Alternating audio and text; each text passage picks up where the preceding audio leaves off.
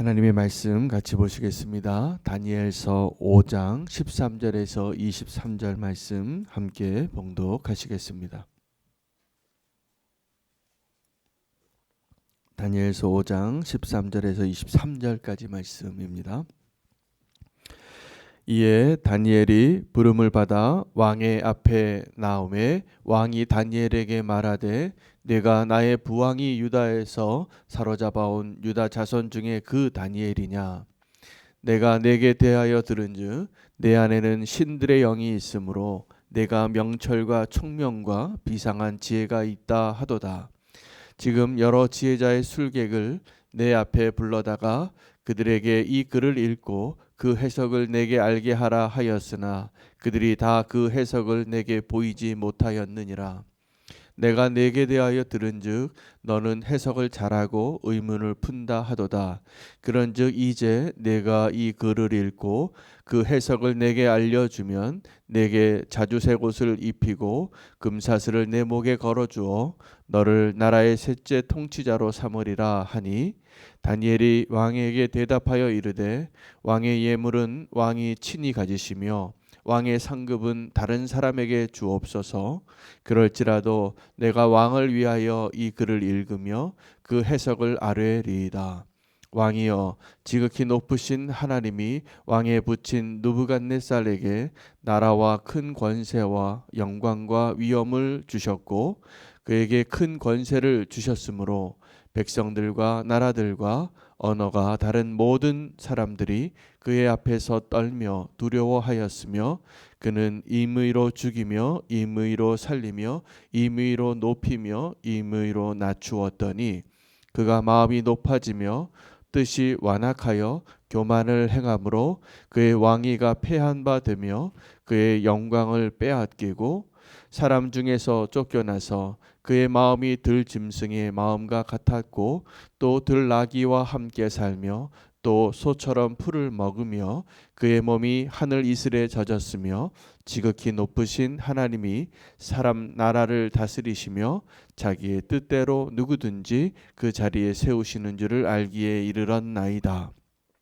벨사살이여, 왕은 그의 아들이 되어서 이것을 다 알고도 아직도 마음을 낮추지 아니하고 도리어 자신을 하늘의 주제보다 높이며 그의 성전 그릇을 왕 앞으로 가져다가 왕과 귀족들과 왕후들과 후궁들이 다 그것으로 술을 마시고 왕이 또 보지도 듣지도 알지도 못하는 금, 은, 구리, 쇠와 나무, 돌로 만든 신상들을 찬양하고 도리어 왕의 호흡을 주장하시고 왕의 모든 길을 작정하시는 하나님께는 영광을 돌리지 아니한지라.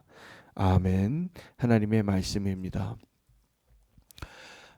오늘 말씀은 벨사살 왕을 향하여 이제 서 있는 다니엘이 벨사살 왕과 처음 만났습니다. 오늘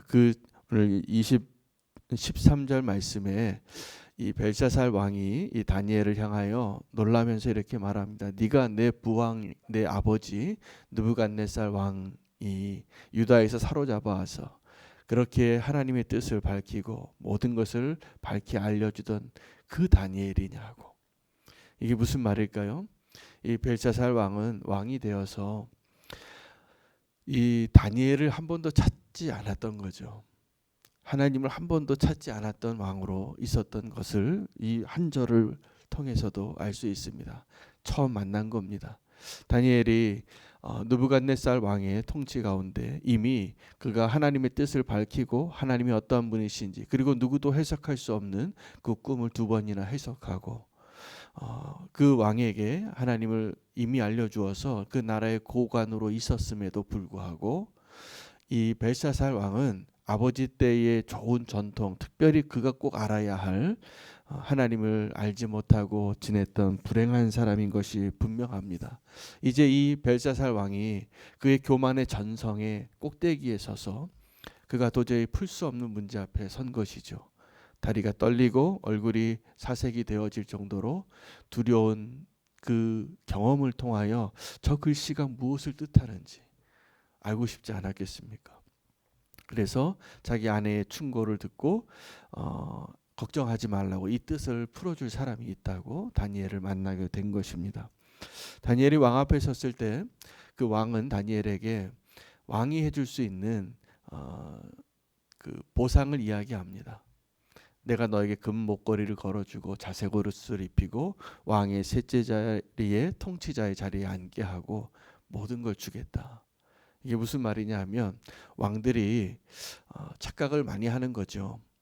성경에 나온 왕들 중에서 자기가 마음에 드는 사람에게 호언장담했을 때 흔히 표현하는 관용구가 있습니다. 내가 이 나라의 반을 주겠다 그렇게 얘기를 해요. 자기가 소유한 줄로 아는 거죠. 이것처럼 큰 착각이 없습니다. 우리가 다 왕이 되면 이렇게 착각합니다. 이 나라를 내가 다 소유한 줄 알아요. 근데 왕이 반드시 알아야 할 것은 이 왕이 이 소유한 것이 자기가 소유한 것이 아니라 이 나라가 원래 하나님의 것이고 하나님께서 이 나라를 통치하기 위하여 자기를 세운 것을 알아야 하는데 많은 사람들이 왕이 되면 그걸 다 잊어버리는 것이죠. 여러분, 왕이라는 존재는 백성들에게는 하나님과 같은 존재고 하나님에게는 백성과 같은 존재입니다. 제사장과 똑같은 것이죠. 누군가를 대언하고 그 상징적인 의미를 가지고 있는데 우리는 거꾸로 그 백성들에게는 정말 내가 하나님과 같은 존재가 되어서 자기도 그렇게 착각을 해요. 그리고 하나님도 모르고 백성도 모르는 왕이 될 때가 너무나 많습니다. 왕이 되어서 비극이 되는 건 뭐냐면 왕이 반드시 알아야 할 것, 나를 세우신 하나님이 존재하시다. 전능자가 있다. 하나님이 존재하시다. 이 모든 것을 주관하는, 결정하시는, 운행하시는, 역사를 써나가시는 그 하나님이 존재한다는 것을 잊기 딱 십상입니다. 왜요? 내 마음대로 되니까.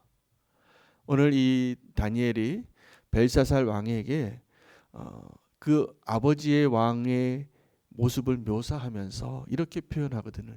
그는 임의로 살리기도 하고 죽이기도 하고 임의로 세우기도 하고 패하기도 하고.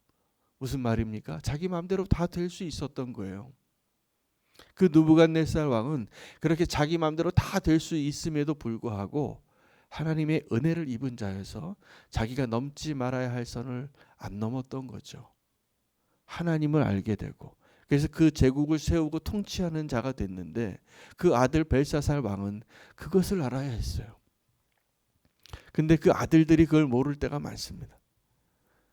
솔로몬 왕이 자기 아들에게 왕위를 넘겨줬는데 다윗이 솔로몬에게 넘겨줬을 때는 그가 다윗이 하나님의 그 왕으로 기름 부음 받고 하나님의 영원한 언약을 받고 그 다윗이 준비한 성전을 솔로몬이 완성하면서 다윗에게 약속했던 그 축복을 솔로몬이 다 받습니다. 다윗 때문이죠. 다윗이 하나님 그렇게 사랑했으니까. 그리고 도리어 하나님은 다윗에게는 성전을 짓는 축복을 허락하지 않으시고 솔로몬이 그 성전을 완성합니다. 그 솔로몬의 영광과 지혜와 하나님께로 받은 은혜가 너무나 커서 비교할 수 없는 그 은혜를 입었는데 그것이 그 솔로몬의 아들 르호보암에게는 축복이 안 됐어요. 솔로몬이 알던 그 하나님, 솔로몬이 그 다윗이 알던 그 하나님을 알고 그 성전을 완성했지만 그가 소유했던 너무나 큰 축복들 때문에 결국 그의 말로도 그렇게 행복하지 않습니다. 그가 죽을 때 부인이 1000명이었어요. 행복한 겁니까? 하나님만을 섬겨야 할 그 성전에 우상들이 가득 차기 시작했어요. 그러니 그의 아들이 르호보암이 이제 그 나라를 받았는데 그가 왕이 돼서 첫 번째 한 그 결정을 실패함으로 인하여 그가 불행한 길, 이스라엘 민족이 남북으로 나뉘어지고 나라를 빼앗기고 그나마도 자기 할아버지 다윗과 하나님이 맺은 약속 때문에 남유다가 하나님의 정통성을 유지할 수 있는 은혜를 겨우 붙잡게 되는 것입니다. 이 벨사살 왕은 느부갓네살 왕에게 나라를 이어받았지만 하나님을 이어받지 못했어요. 여러분, 우리가 자녀에게 물려줄 것이 무엇인가? 꼭 기도해야 할 것은 상속세를 많이 내고라도 재산을 많이 물려주는 것보다 더 중요한 게 하나님을 알게 해야 됩니다. 내가 알고 있는 그 하나님을 내 자녀가 나보다 더 사랑하고 더 존귀하게 여기는 그 축복을, 그것이 진짜 축복이잖아요. 여러분, 우리가 생각하는 진짜 축복이 얼마만큼의 큰 많은 재산을 물려주면 조금 편안하게 살겠죠. 그러나 영원한 나라를 얻는 것은 아닙니다. 그것으로 우리가 정말 자녀를 사랑한다면 우리 다음 세대에 무엇을 물려주어야 할까? 그것만 분명히 알아도 우리가 지금 남겨진 인생을 내 마음대로 못 삽니다. 내가 정말 내 자녀에게 정말 믿음의 모습을 보여주길 원한다면 제가 함부로 살 수 있겠습니까? 제가 어저께 BGM 목회자들 모임을 줌으로 해서 한 40여 명의 목사님들이 함께 줌으로 회의를 했어요. 그래서 목사님들의 간증도 있었고 또 유기손 목사님이 앞으로 코로나 시대에 어떻게 목회해야 되는가에 대한 정말 그 마음을 잘 나누셔서 우리 교회도 좀 배울 게 많이 있어서 그렇게 하려고 이제 목회 계획을 세우는데 많은 도움을 얻었습니다. 그런데 어저께 그 줌 회의에서 한 목사님이, 젊으신 목사님이에요. 40대에 아주 열정이 많으시고 주님을 너무 사랑하시고 목회 잘하시는 목사님이 목회를 하고 실패를 했어요. 자기 이제 간증을 하시는데 젊은 나이에 열심히 목회하고 전도하니까 한 2, 3년 만에 100명이 되더래요. 맨 땅에서 개척을 했는데 너무 이제 행복하게 목회를 자기는 잘하고 있었는데 교인들이 싸우기 시작하는 거예요. 그래서 교인들이 한 반 이상이 떠났어요. 근데 왜 그런가 고민하고 있는데 하루는 자기 딸이 아빠 방 앞에다가 이렇게 메모를 붙여놨대요. 목양실에다가. 교인들 보라고. 우리 아빠를 조심하세요. 이렇게. 우리 아빠는 교회에서의 모습과 집에서의 모습이 달라요. 이렇게 써놨다는 거예요. 집에서는 화내고 막 이렇게 교회에서 보이는 그런 목사님이 아니에요. 조심하세요. 이렇게 막 교회가 어지러우니까 딸이 그런 메모를 붙여놓은 것을 보고 이 목사님이 충격을 받았어요. 지금 그 간증을 하는 이유는, 간증을 하는 모습은 그분이 변화됐기 때문이죠. 그런 목사였는데 이제 새롭게 주님을 만나게 되고 예수님과 동행하는 목회자가 된 거예요. 그래서 이제 내가 정말 그 자녀에게 이런 모습으로밖에 비춰지지 않는 목사라는 것을 회개하고 통회하고 진짜 목사가 되기로, 진짜 주님을 경외하는 목사가 되기로 작정했다는 간증을 하시더라고요. 너무 귀하셨어요. 제가 그래서 하나님 정말 사랑하는 목사님이 이제 되시겠구나. 은혜를 너무나 많이 받은 거죠. 여러분, 이 느부갓네살 왕의 아들 벨사살이 정말 배워야 할 것을, 정말 유산으로 받아야 할 것을 받지 못했다는 것이죠. 그리고 하나님을 알지 못해서 다니엘을 지금 처음 만나는데 그 다니엘을 만나게 된 것이 어떤 때 만난 것이냐면 그가 정말 풀 수 없는 문제 앞에서 하나님을 찾게 된 것이죠. 하나님이 인도하신 겁니다. 이 벨사살 왕에게도. 그러나 벨사살 왕은 안타깝게도 그 다니엘의 해석을 듣고 그날 밤에 죽임을 당합니다. 나라를 빼앗기죠. 그리고 그러나 하나님께서 이 사건을 통하여서 저와 여러분에게, 그리고 하나님을 알지 못하는 모든 사람들에게 하나님이 주시는 메시지는 너무나 분명합니다. 하나님이 왕을 세우시는 분이고 이 나라의 흥망성쇠가 하나님께 달려있다는 것을 보여주시는 것입니다. 우리가 어려운 일을 겪을 때가 있습니다. 풀 수 없는 문제들, 감당할 수 없는 문제들, 그런 문제들 앞에 우리가 누구를 찾게 되냐 하면 하나님을 찾아야 됩니다. 그런데 끝까지 하나님을 찾지 않는 사람도 있습니다. 불행한 일입니다. 여러분, 우리가 오늘도 기도할 제목들이 많이 있지만 감사할 제목과 또 우리가 풀지 못할 그 문제 앞에서, 해결할 수 없는 그 문제 앞에서 하나님을 붙잡고 하나님의 이름을 부르시기를 축복합니다. 하나님 우리에게 특별히 택하신 백성들에게, 성도들에게 고난과 어려움과 해결할 수 없는 문제를 주시는 이유는 그 문제를 통하여 하나님을 알게 하기 위해서입니다. 문제 앞에서 우리가 분명히 알게 되는 것은 뭐냐면 우리에게 능력이 없다라는 겁니다. 이 문제를 내가 해결할 수 없다 합니다. 그러나 그 문제는 하나님에게 전혀 문제가 되지 않는다는 것도 우리의 그 간절한 기도로 하나님의 은혜로 경험하게 될 것입니다.